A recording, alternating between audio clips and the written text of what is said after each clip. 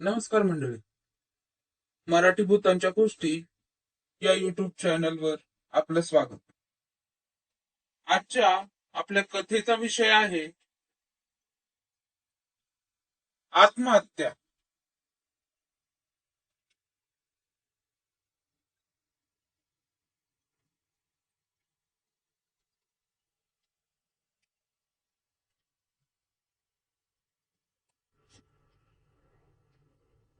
नमस्कार, मी अमित. लालबाग मधील छोट्याशा गावात राहतो.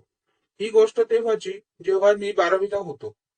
हे मी याच्यासाठी सांगतोय कारण या वयात खरं खोटं ओळखता येण्याची जाणीव असते. त्यावेळी माझी घरची परिस्थिती तशी हालाकीची होती.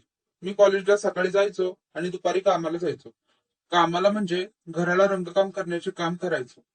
रंगकाम हे माझा शेट जसे ऑर्डर भेटेल त्या ठिकाणचा घ्यायचा. कधी कधी तर खूप लांबही जावे लागायचे. एक दिवस कॉलेज सुटल्यावर शेठच्या घरी गेलो. शेठची जुनी मारुती 800 होती. त्यातून आम्ही जिथे रंग लावायला काम मिळालं असेल तिथे जायचो. त्या दिवशी शहरातील एका ब्लॉकला रंगकाम करण्याचे काम भेटले होते. मी आणि शेठ गाडीतून निघालो. पुढील नाक्यावर केशव आणि ऋषिकेश आमची वाट पाहत होते. केशव आणि ऋषिकेश माझ्यासोबत 12वीला माझ्या वर्गात होते. त्यांना त्यांच्या नाक्यावरून घेतलं आणि आम्ही एका कॉलनीत येऊन पोहोचलो.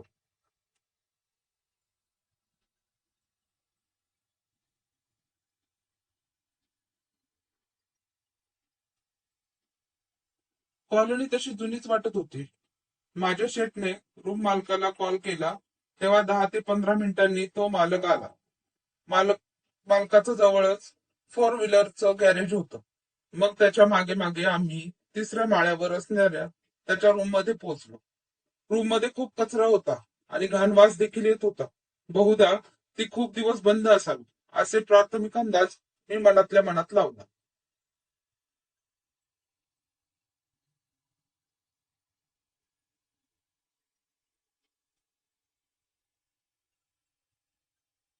रूम मालकाने ती रूम आत्ताच कोणाकडून तरी विकत घेतली होती.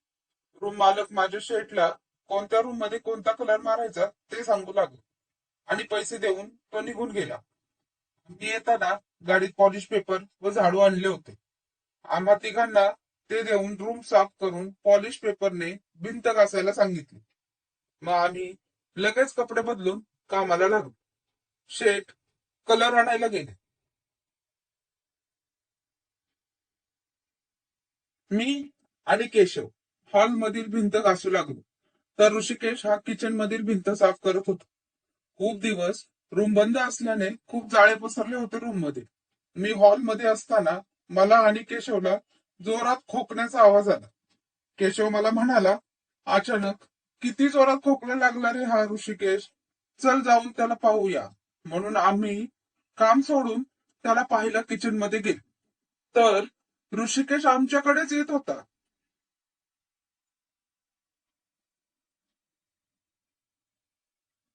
मी ऋषिकेशला म्हणालो, किती जोरात खोकतोस रे. तर तो म्हणाला, मी कुठे खोकलो, मला पण आवाज आला, म्हणून तर मी काम सोडून तुम्हाला बघायला येत होतो. थोडा वेळ आम्ही तिघही एकमेकांच्या चेहऱ्याकडे पाहायला लागलो. इतक्यात जोरात तसाच खोकण्याचा आवाज आला. असं आम्ही दचकलो. आपल्या तिघांशिवाय ब्लॉक मध्ये कोणीतरी आहे याची जाणीव झाली आणि घाबरत बेडरूम कडे वळालो. पण बेडरूमचा दरवाजा तर बाहेरून बंद होता.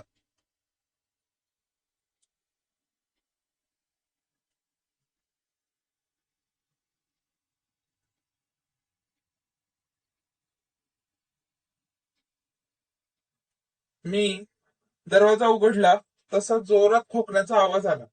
आम्ही तिघही घाबरलो आणि ओरडत बाहेर पळालो.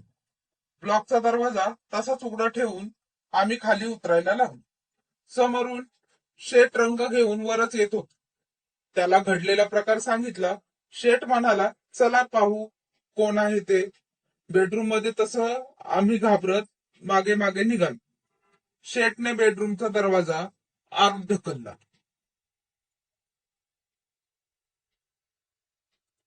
आत पाहिलं तर कोणी नव्हतं आणि कसला आवाज ही येत नव्हता. शेठ म्हणाला, बाजूच्या रूम मधून तुम्हाला आवाज आला असेल.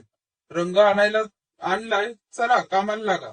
पण आम्हा तिघांना ठाऊक होतं की ते आवाज बेडरूम मधूनच आला होता. शेठ त्याच्या कामानिमित्त निघून गेले.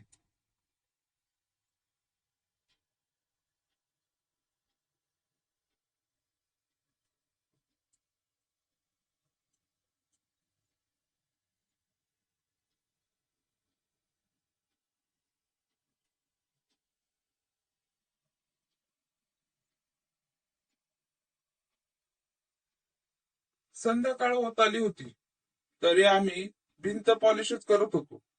हॉल पॉलिश करून झाला की मी बाथरूम मध्ये पॉलिश आणि झाडू मारण्यासाठी गेलो. बाथरूम मध्ये एक ट्यूब लावलेली होती. मी पॉलिश पेपरने भिंत घासत असताना अचानक काहीतरी पडण्याचा आवाज झाला.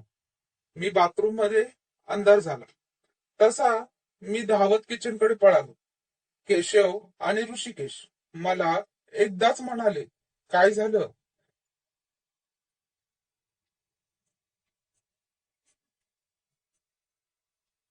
मी म्हणलो, काय समजलं नाही, पण काहीतरी पडलं आणि अंधार झाला. आम्ही बघायला घाबरत घाबरत मोबाईलच्या उजेडात पाहायला गेलो तर ट्यूब पडली होती, पण ती फुटली नव्हती. तिला काहीच झालं नव्हतं. ट्यूबचं तुम्हाला माहीतच असेल, तर ती लावताना फिरवून लावायची असते. चालू ट्यूब पडणे म्हणजे सहजासहजी शक्य नसते. आणि त्यातली त्यात ट्यूब एवढ्या उंचावरून पडून तिला काहीच होत नाही, ही बाब मला खटकली.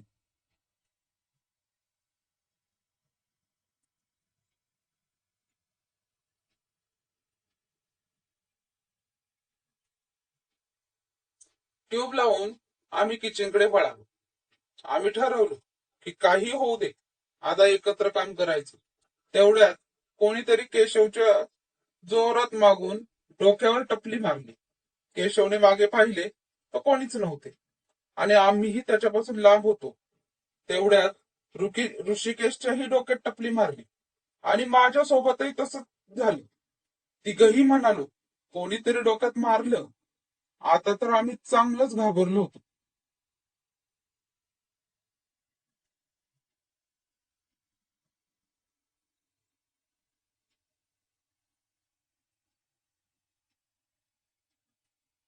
मी म्हणालो, चला इथून जाऊ. तसं बेडरूम मधून पुन्हा खोकण्याचा आवाज आला आणि एका माणसाचा ओरडण्याचा आवाज आला.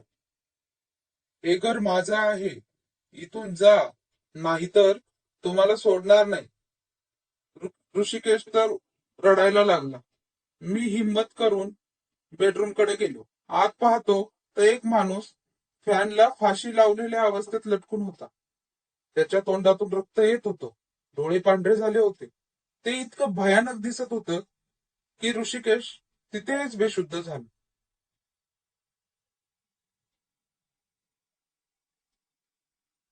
मी आणि केशवने त्याला तसाच उचलून खाली नेलं. वॉचमॅनने आम्हाला अडवलं आणि विचारलं, काय झालं? आम्ही त्याला झालेला प्रकार सांगितला. मग त्याने ऋषिकेशच्या तोंडावर पाणी शिंपडलं आणि सांगू लागला की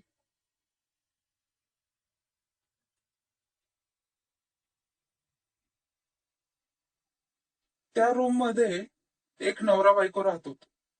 त्यांचं नुकतंच लग्न झालं होतं आणि थोड्या महिन्यात बायकोने दुसऱ्या सोबत पळून जाऊन दुसरं लग्न केलं. त्यामुळे तो व्यक्ती खूप आजारी पडला आणि टेन्शन मध्ये येऊन त्याने आत्महत्या केली. पण त्याची आत्मा त्याच ब्लॉक मध्ये आहे.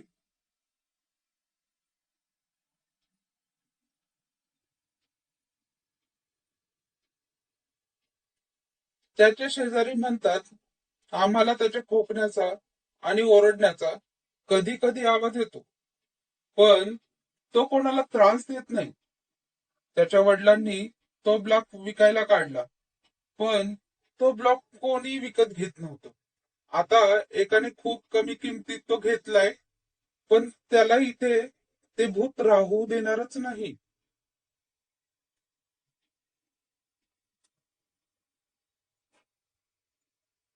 आम्ही परत त्या ब्लॉक मध्ये गेलो नाही.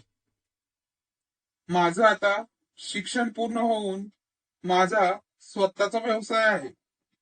पण त्या कॉलनी जवळून जाताना आजही मला त्या दिवसाची आठवण येते.